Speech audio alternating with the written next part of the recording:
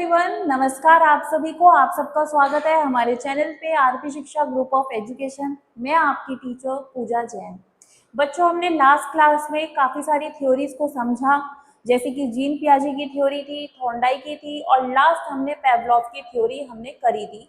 हमने पेवलोव के बारे में जाना कि वो साइकोलॉजिस्ट कहाँ के थे, रशिया में पैदा हुए थे, उन्होंने कौन से एक्सपेरिमेंट किए थे, किस तरीके से उन्होंने अपने सिद्धांतों में अपने अनुभव को शेयर किया, किस तरीके से वो इस फील्ड में आए, किस तरीके से उन्होंने अपना ये अनुभव शेयर किया कि लर्निंग अधिगम जो है कैसे हो सकता है, दो चीज़ों को कनेक्ट करके, एसोसिएट करके। आज भी हम एक बहुत इम्पॉर्टेंट थ्योरी करने वाले हैं, बहुत ही महत्वपूर्ण सिद्धांत है ये भी, जिसका नाम है स्किनर्स ऑपरेंट कंडीशनिंग थ्योरी। बच्चों, ये भी पेपर के अंदर पूछा जाता है बीएड के एग्जाम्स में, तो आपको ये थ्योरी भी आनी जरूरी है। तो शुरू से लेके एंड तक क्लास में इस वीडियो में हमारे साथ बने रहें ताकि आपको सारे कॉन्सेप्ट क्लियर हो। ठीक है, सबसे पहले हमें पता होना चाहिए कि बीएफ स्किनर कौन थे। ठीक है, बीएफ स्किनर एक अमेरिकन साइकोलॉजिस्ट थे, अमेरिकी मनोवैज्ञानिक थे। ठीक है, इनका जन्म 1904 में हुआ था। 1904 में हुआ था। पेंसिल्वेनिया यूएस में एक जगह है, वहां पे ये पैदा हुए थे। ये एक राइटर बनना चाहते थे, he wants to be a writer, एक लेखक बनना चाहते थे, लेकिन बाद में ये मनोवैज्ञानिक की ओर आकर्षित हुए। ठीक है, ही वॉज वेरी अट्रैक्टेड या इन्फ्लुएंस्ड बाय थॉर्नडाइक के, जो थॉर्नडाइक की जो लॉ ऑफ इफेक्ट वाली जो थ्योरी थी, ये उससे बड़ा इन्फ्लुएंस हुए 1899 में। उसकी वजह से ये क्या बने, साइकोलॉजिस्ट बने। और इनको बीएफ स्किनर को फादर ऑपरेंट कंडीशनिंग के नाम से भी जाना जाता है। ठीक है, अगर पेपर में आ जाता है फादर ऑपरेंट कंडीशनिंग, एक्सप्लेन करो, उनकी थ्योरी बताओ, father of operant conditioning, father of operant conditioning, तो आपको पता होना चाहिए कि कौन है ऑपरेंट कंडीशनिंग के जनक, कौन है, बीएफ स्किनर। ठीक है, बीएफ स्किनर हैं। अब इन्होंने थॉर्नडाइक के लॉ ऑफ इफेक्ट से प्रभावित होकर इन्होंने दोहराया कि जो व्यवहार के बाद जो हमें खुशी मिलती है, जो सुख मिलता है, वो उन्होंने बार बार रिपीट करा। ठीक है, वो मतलब वो ये जानना चाह रहे थे कि जिस चीज़ से हम खुश होते हैं ना, वो इंसान बार बार रिपीट करता है। अभी मान लीजिए आप पढ़ते हैं, मैं आपकी बहुत तारीफ करूं, कितना अच्छा पढ़ता है ये बच्चा, कितने अच्छे नंबर आए, तो आप उस चीज़ को दोहराएंगे। क्यों? क्योंकि आपको उससे खुशी मिल रही है। इसी तरीके से जो व्यवहार से हम खुश नहीं होते, जो हमें अच्छा नहीं लगता, वो ऑटोमेटिकली कम हो जाता है, वो रिपीट नहीं होता। समझ में आया आपको ये चीज़? जिस कॉन्सिक्वेंसेस से हम प्लीजेंट हमें फील होता है, खुशी फील होती है, वो रिपीट होता है हमारा बिहेवियर। जिससे हम अनप्लीजेंट कॉन्सिक्वेंसेस हमें मिलते हैं, वो रिपीट नहीं होता, वो कम हो जाता है। ऑब्वियसली किसी चीज़ से, किसी हरकत से अगर आपको पनिशमेंट मिले, कि आप दोबारा वो चीज़ करोगे? नहीं करोगे, खुशी तो होगी नहीं। अनप्लीजेंट चीज़ है ना पनिशमेंट। लेकिन अगर आपने कोई ऐसी चीज़ करी है कि आपको गिफ्ट मिल रहे हैं या तारीफें मिल रही हैं, तो आप दोबारा से वो चीज़ करना चाहोगे जब भी आपको मौका मिलेगा, राइट? तो बेसिकली उन्होंने इसी चीज़ के बेस पे अपना ये थ्योरी को एक्सप्लेन किया है। स्किनर ने इसी के अंदर एक नया कॉन्सेप्ट जोड़ दिया, वो है री इन्फोर्समेंट, पुनर्बलन। ठीक है, री इन्फोर्समेंट, इसको हम समझेंगे कि स्किनर का मेन आइडिया क्या था उनका कोर कॉन्सेप्ट। उनका ऐसा मानना था कि जिस व्यवहार में हमें, जिस बिहेवियर में हमें री इन्फोर्समेंट मिलता है, पुनर्बलन मिलता है, वो व्यवहार हमारा मजबूत हो जाता है, वो हम रिपीट करते हैं।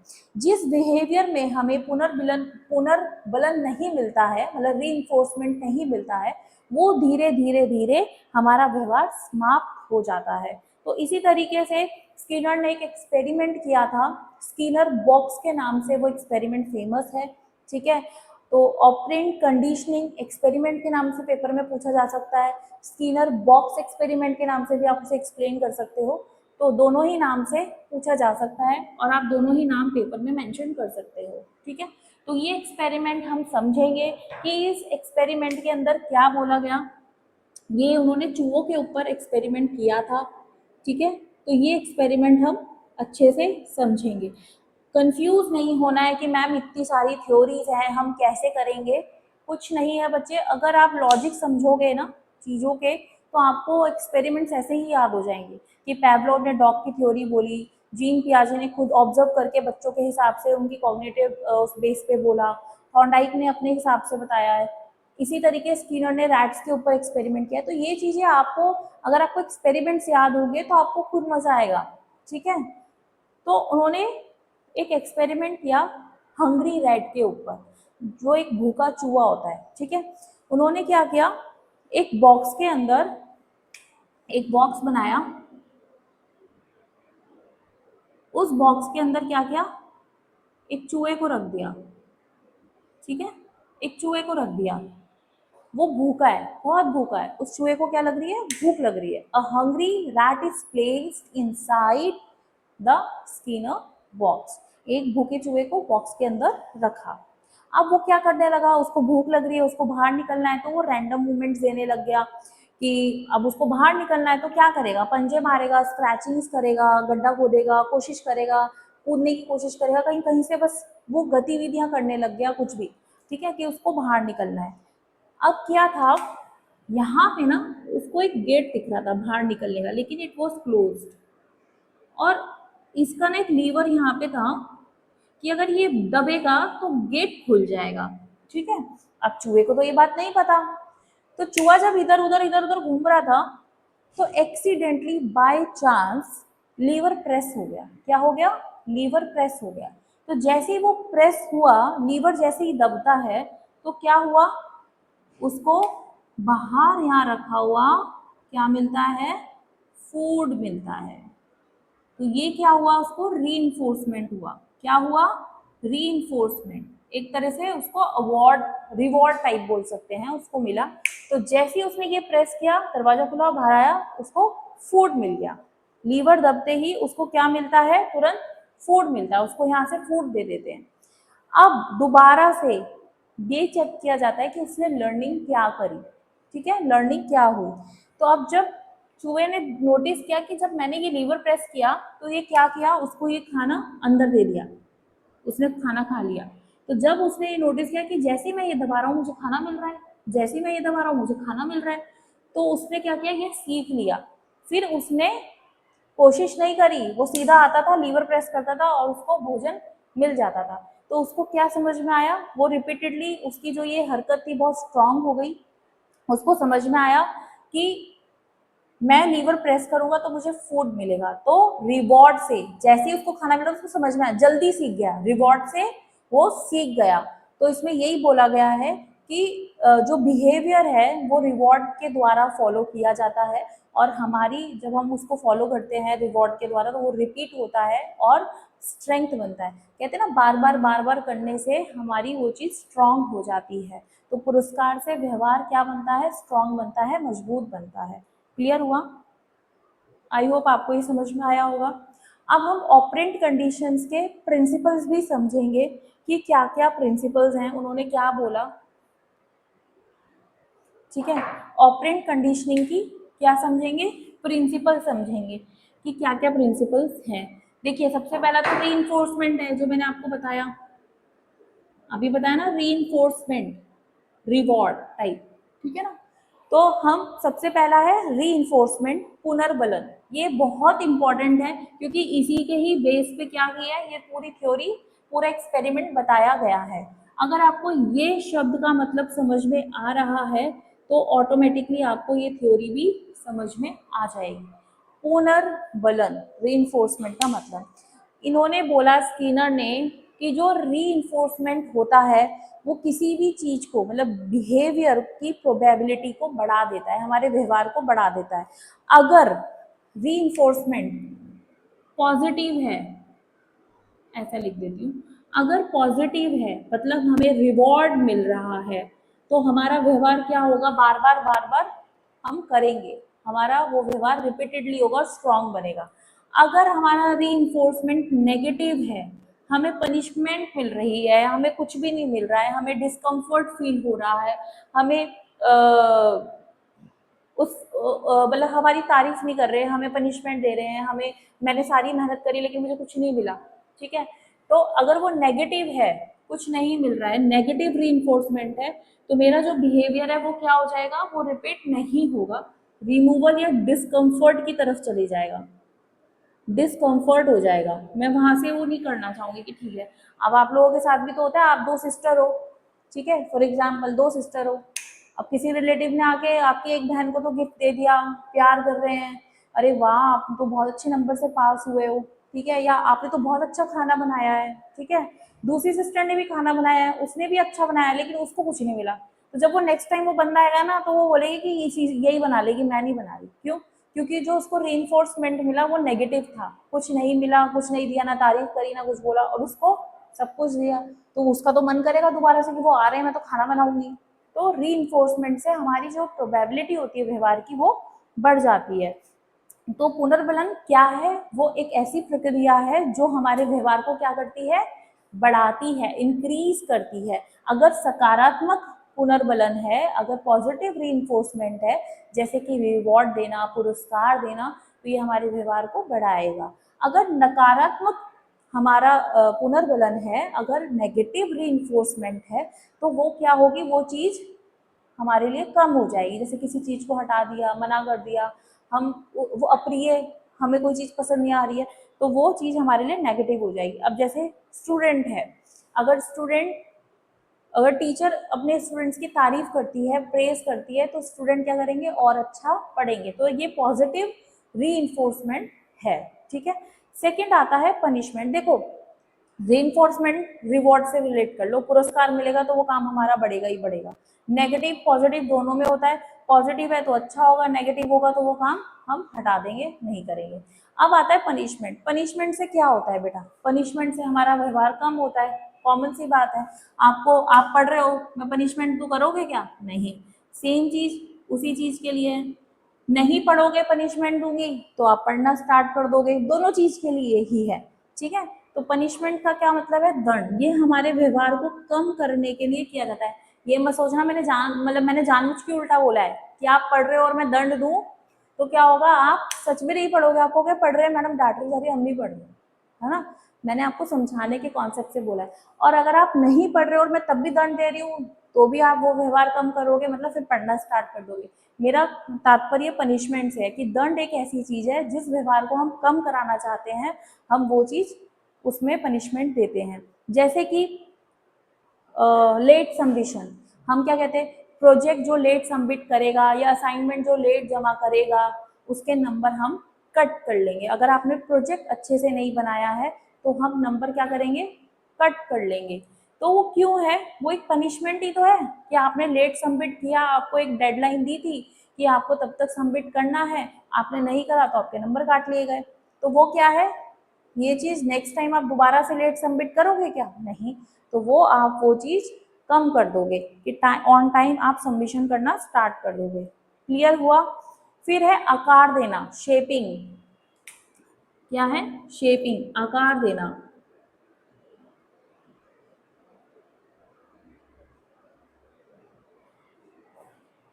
आकार देना क्या होता है बेटा, कि जो हमारा जो सीखना है वो एक कॉम्प्लेक्स बिहेवियर है, कोई सरल बिल्कुल इजी सी चीज़ है, एक जटिल चीज़ है।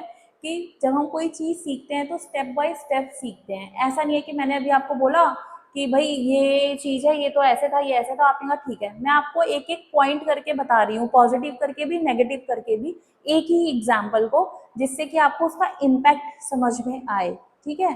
तो ये मैं ऐसा क्यों कर रही हूँ, ताकि स्टेप बाय स्टेप आपको वो चीज़ सीख सको। तो हम छोटे छोटे चरणों में हम सीखते हैं, छोटे छोटे चरणों में सिखाया जाता है।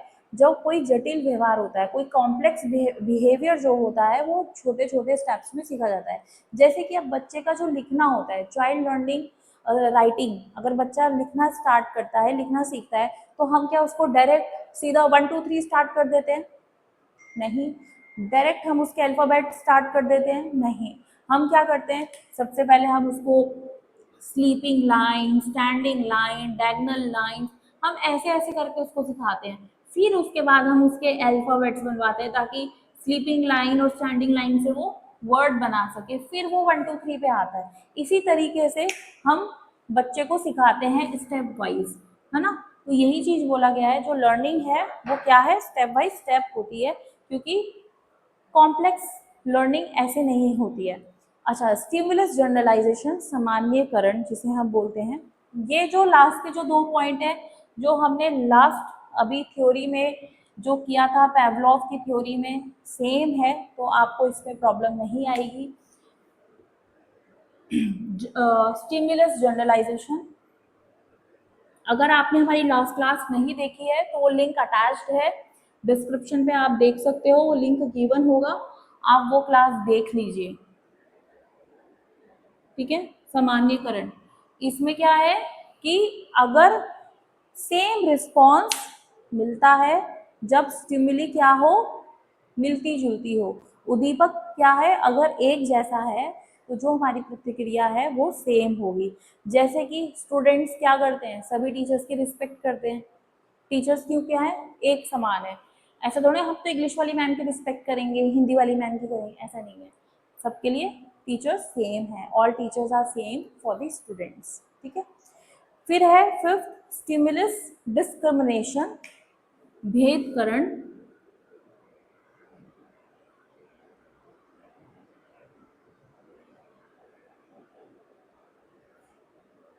ये भी मैंने आपको पेवलोव की थ्योरी में बहुत अच्छे से समझाया है, भेदकरण की जब दो चीजों के अंदर अंतर करना सीखना, उसे हम स्टिमुलस डिस्क्रिमिनेशन कहते हैं, भेदकरण कहते हैं। विभिन्न उद्दीपकों में अंतर करना, डिफरेंशिएटिंग बिटवीन स्टिमुलस, जैसे कि स्टूडेंट्स क्या करते हैं, हर टीचर के साथ, हर स्टूडेंट्स के साथ, मतलब हर दोस्त के साथ, अपने फ्रेंड्स के साथ, क्लासमेट्स के साथ उनका व्यवहार अलग अलग होता है। कोई कोई टीचर बहुत फेवरेट होती है तो उससे बच्चा अलग तरीके से बात करता है। हमारे क्लास में ही 40 बच्चे हैं लेकिन 4 बच्चे हमारे बहुत अच्छे फ्रेंड हैं, बाकी हमारे दोस्तों क्लासमेट से इतनी अच्छी बातचीत नहीं है, तो उनसे हमारा व्यवहार अलग होता है ना। फिर है हमारा 6 पॉइंट एक्सटिंक्शन, जो कि है निरोध। ये भी मैंने आपको पेवलोव की थ्योरी में अच्छे से समझाया है। इसका मतलब क्या है कि जो प्रतिक्रिया आपको मिल रही है एक चीज करने पे, रीइंफोर्समेंट मिलने पे, तो बिना रीइंफोर्समेंट के वो प्रतिक्रिया आपकी समाप्त भी हो सकती है।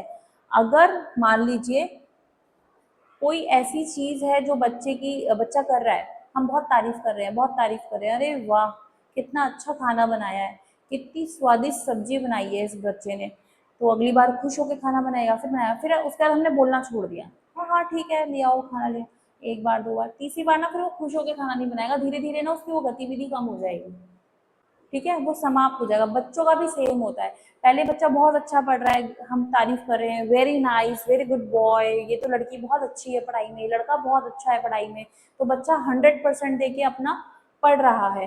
लेकिन धीरे धीरे हमने उस बच्चे को प्रेज करना छोड़ दिया, 10 आउट ऑफ 10 मार्क्स आए, ठीक है, हमने कुछ नहीं बोला, वेरी गुड लिखा, हाँ ठीक है चलो जाओ, कुछ नहीं बोला, तो बच्चे का धीरे धीरे ना वो इंटरेस्ट खत्म होने लगता है, बच्चे का वो रिस्पॉन्स खत्म होना शुरू हो जाएगा, एक्सटेंशन हो जाएगा, जो उसको रीइंफोर्समेंट में मिल रहा था रिस्पॉन्स हमें, वो एक्सटेंशन हो सकता है विदाउट रीइंफोर्समेंट, क्योंकि बच्चे का क्या होगा कि इंटरेस्ट खत्म हो जाएगा कि हम, मेरे को तो कुछ हो ही नहीं रहा, कुछ बोलता ही नहीं है, किसी को फर्क ही नहीं पड़ रहा, क्योंकि बच्चे ऐसे ही रिलेट करते हैं। अब जो स्कीनर थे, स्कीनर ने, देखो ये जो पॉइंट्स है ना, ये थॉर्नडाइक की थ्योरी से अगर आप रिलेट करते हैं, वहां से लॉ ऑफ इफेक्ट जो उनका था, एक साइंटिफिक और एक एक्सपेरिमेंटल एक्सप्लेनेशन दिया था उन्होंने री के अंदर, थॉर्नडाइक के अंदर री है कि अगर आप बच्चे को रिवॉर्ड दे रहे हैं तो बच्चे का व्यवहार स्ट्रांग होगा, पनिशमेंट दे रहे हैं तो बच्चे का वो व्यवहार कम होगा, थॉर्नडाइक की थ्योरी पे भी है। तो यही जो थ्योरी है इसी को ही इन्होंने एक्सटेंड करके बोला कि सिद्धांत को ही इन्होंने, स्किनर ने इसी सिद्धांत को आगे बढ़ाते हुए पुनर्बलन को, मतलब री को एक वैज्ञानिक रूप से समझाया, एक साइंटिफिक और एक एक्सपेरिमेंटल एक्सप्लेनेशन में हमें समझाया, रैट के ऊपर एक्सपेरिमेंट करके, ठीक है। तो स्किनर की जो ऑपरेंट कंडीशन है वो हमें बताती है कि जो हमारे व्यवहार के जो कॉन्सिक्वेंसेस होते हैं, हमारे व्यवहार के जो परिणाम होते हैं, उसके बेस पे हम सीखते हैं। ठीक है, व्यवहार के परिणामों पे हमारा अधिगम आधारित होता है। तो विशेष रूप से क्या होता है, पुनर्बलन पर बहुत मैटर करती है हमारी लर्निंग। तो व्यवहार में सुधार आता है अगर हम ये थ्योरी फॉलो करते हैं। ठीक है, हमारी हैबिट का फॉर्मेशन होता है, आदत जिसे कहते हैं, आदतों का निर्माण होता है। कक्षा जो क्लासरूम होती है, कक्षा में ये बहुत हेल्प करता है बच्चों के अंदर हमें। तो ये बहुत इम्पॉर्टेंट थ्योरी है। अगर आप ये थ्योरी को अच्छे से समझेंगे तो आप रिलेट कर पाएंगे कि एक रीइंफोर्समेंट का जो टॉपिक है थॉर्नडाइक में और स्किनर में सेम ही है, बस इसको उन्होंने लॉ ऑफ इफेक्ट को थोड़ा सा रैट के ऊपर एक्सपेरिमेंट करके उन्होंने अपने हिसाब से समझाया साइंटिफिकली मैनर पे। अगर आपको हमारी क्लास समझ में आ रही है, टॉपिक क्लियर हो रहे हैं, कॉन्सेप्ट अच्छे से समझ में आ रहे हैं, तो हमारी वीडियोस को लाइक जरूर करें, बेल आइकन को जरूर प्रेस करें, क्योंकि जो भी नेक्स्ट क्लास होगी उसका नोटिफिकेशन आपको ऑन टाइम मिलेगा, तो आपकी क्लास मिस नहीं होगी। अगर आपने हमारे चैनल को अभी तक सब्सक्राइब नहीं करा है तो चैनल को जरूर सब्सक्राइब करें।